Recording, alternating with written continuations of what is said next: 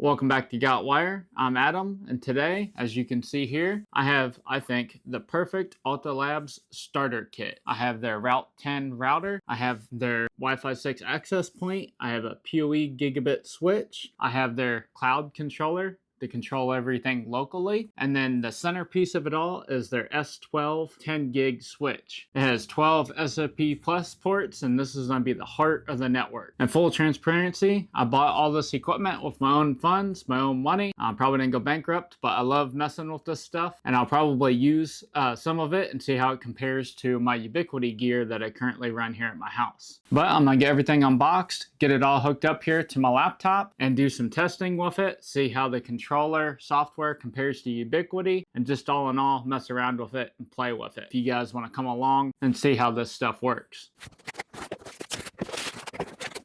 This is their Route 10 router. It has a SFP plus WAN port, and then it also has I believe it's a 1 gig WAN Ethernet port, and then the rest of these are for LAN. So this is the router. This is their controller. It didn't come with a power cable, but it does have a USB-C port on the back. I'm just gonna power it with PoE in from my PoE switch that we have here. And this has 4 PoE plus ports, and then the other 4 are just regular standard Ethernet ports. And this also came with a big power supply. And this is their Wi-Fi 6 access point. In the past, I've gotten some really good speeds with these. I've installed them for clients, so we'll see how fast the speeds we can get over Wi-Fi once we get this all plugged up. And then the main part, the switch that I'm most excited about, is the 10 gig switch, because that's the fastest. This is what I'm gonna try to connect everything through. It's gonna be my main core switch.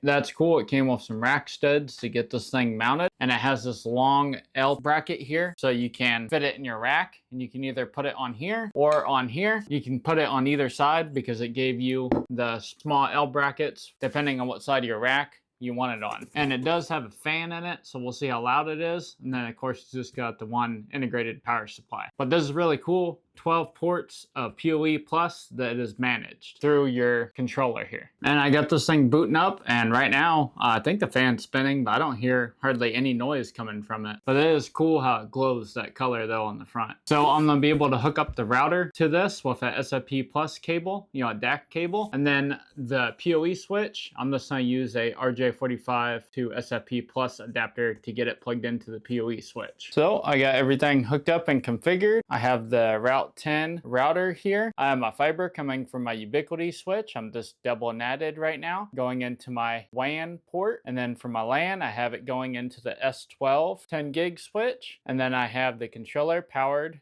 with the PoE plus switch, along with the Wi-Fi 6 access point powered off the PoE switch. Then I have an Ethernet cable with a SFP plus to RJ45 adapter to feed the PoE switch. So I finally got everything connected and hooked up to my on-site local controller, and let me tell you, it was a pain in the butt. Ubiquiti is way better. Alta Labs, the hardware is really cool, but the software, they need to work on it. If I click on network here, I have the 10 gig switch, PoE switch, the access point for Wi-Fi 6, and then the router. And the PoE switch just has the access point plugged into it. I'm not even using the Wi-Fi, and it's sitting there at 27%, 21%. I don't know what the heck this thing's doing, but the only thing I've connected to it is my phone. As you can see here, everything else has a computer when you click on devices. So the only thing connected to it right now is my phone, and I'm pretty sure it's not doing an update right now. But if you hover over here, you can see the load on each one, and right now it's pretty much idle, the network, so I don't know why the PoE switch is sitting there at 34%. But in order to get these adopted, when I booted up the router, I'm like, all right, I'll just go to 192.168.1.1. You accept the security stuff. And I'm like, all right, I'll just set up the router that way. Nope. It led me on an endless boot loop when it said connecting to your ISP. And I was double natted. So I'm like, all right, I have a Verizon whole home internet that'll give me a WAN IP address. I plugged it into that. Same thing, just kept on cycling through. So I'm like, all right, I'll just figure out what IP address the controller's on. So I opened up my command prompt, connected my laptop and did IP config. And I found out my computer got an IP address of 192.168.1.14. So I'm like, all right, the controller has to have an IP around that range. Because the controller, there's no screen on it, there's no nothing. It's just Ethernet port. How do you get into the controller if you to see what the IP address is if you can't get into the router? So I had to basically guess, and it ended up being I think it was like 15. No, it was 10. So I had to end up guessing, and it ended up being 192.168.1.10. So when you type that in to get into the controller, you get this. Please log in, and you have to make an account with Alta Labs. So I did that, and once you do that, then it'll finally let you into the controller. Why do I have to make an account? It's like, that's the whole reason why I wanted a local controller. But once I made a local account,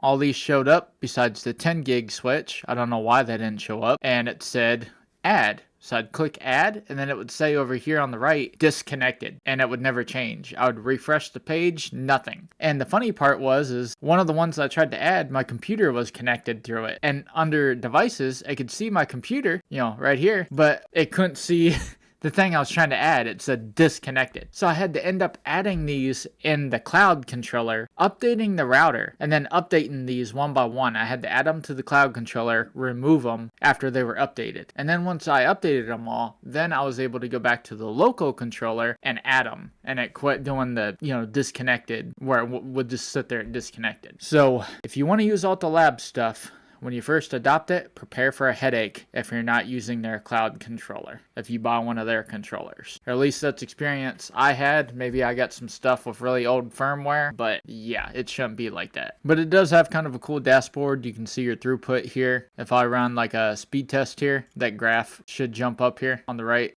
And as you can see, it changed. And you can see upload and download speeds over here on the left. And I may have said earlier in the video, it had gigabit Ethernet ports. It actually has 2.5 gig Ethernet ports on it. So my laptop is connected with a 2.5 gig USB-C to RJ45 adapter. And I do have 2 gig internet from AT&T, but I am double natted, and AT&T is really weird sometimes. So I have a speed test server running on my other network that this is plugged into, and we'll run a speed test here. And now we're getting our full 2 gigabits per second, or 2.5 gigabits per second that it says it'll do. And it also has 2 PoE Ethernet ports that you can use, those 2 in the middle there.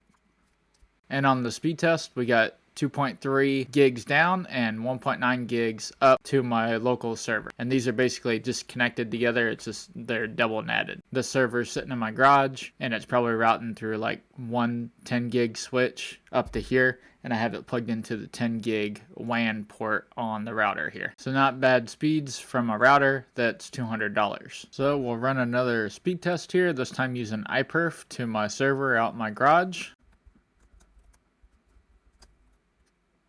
It helps if you spell it right, but that time we got 1.95 gigabits per second. So we'll do a -P here, 4, and see what we get. And that time we get about 2.35 gigabit per second, which is probably the max of either my network adapter or the port on the router that I'm plugged up to. Alright, now I'm connected to Wi-Fi. As you can see down here in the right, I'm connected to the Wi-Fi 6 access point. So we'll do another iPerf test and see what we get over Wi-Fi. And that time we get about 527 megabits per second. So we'll go to my server here, and I have an open speed test server. So we'll click on that and run a speed test to it using open speed test.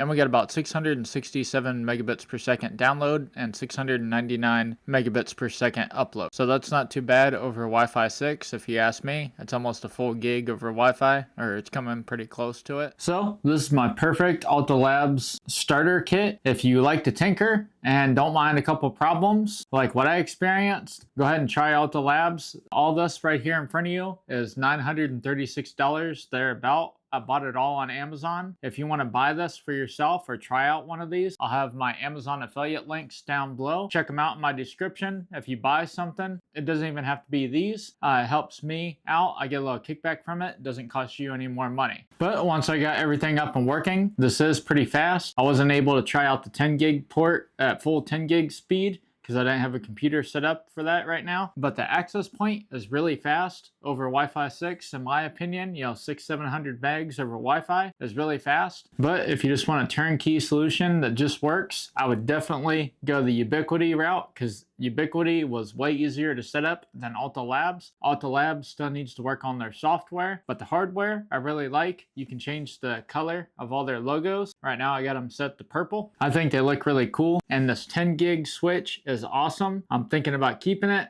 but full transparency, I did buy all this stuff with my own funds. So Alta Labs didn't send me any of this. So all my opinions are my own. But that's all I have for you guys today. I have my Discord link down there in the description. If you guys want to join my Discord and share your network setups or your rack or anything nerdy, join my Discord. I also have a link for channel membership down below. You can pay a small fee every month and get behind the scenes footage and extras that other people won't normally get. And it really helps me if you like the video and hit that subscribe button if you're not subscribed. I'd really appreciate it. But that's all I have for this video. I'll see you guys in the next one.